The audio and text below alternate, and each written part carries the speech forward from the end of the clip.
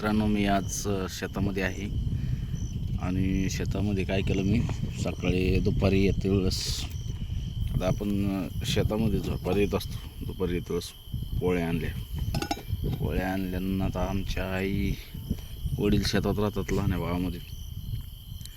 त्यांना म्हणलं मला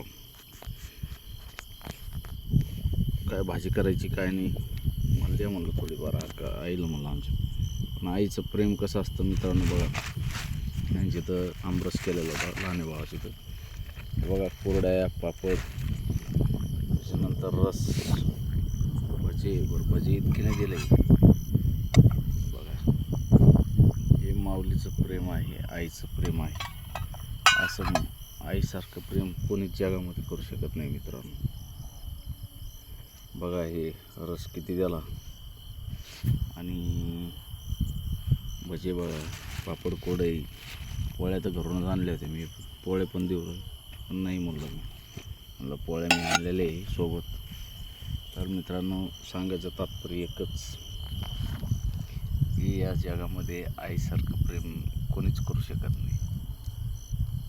किती प्रेम आहे बघा, की काही असो पण आपल्या मुलासाठी आई ही खरंच खूप जीव लावते. आईसारखं प्रेम अख्ख्या जगामध्ये कोणीच लावू शकत नाही, बायको पण लावू शकत नाही. तर बघा तुम्ही, आता इतकं जेवण मला धाकणार नाही पण तरी पण दिलं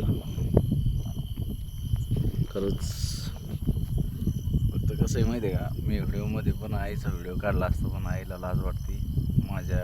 म्हणजे कसं आहे, आता जुने असल्यामुळं त्यांना व्हिडिओमध्ये यायचं म्हणलं बरोबर वाटत नाही. त्याच्यामुळं मी व्हिडिओमध्ये दाखवत नाही आईला. पण खरंच आईचं प्रेम म्हणजे प्रेमच असतं बरं का. आईच्या प्रेमासारखं कोणीच प्रेम करू शकत नाही या जगामध्ये. तर मित्रांनो बघा, जोपर्यंत आपली आई आहे तोपर्यंत आईला दुखवायचं नसतं.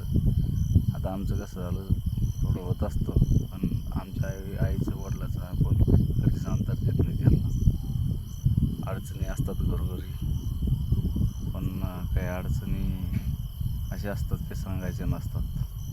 तर मित्रांनो बघा, करतो जेवण आता. आणि ह्या बघा आमचा डॉग, त्याला 5-6 पोळ्या टाकल्या त्या खायला काही ठेवल्या काही.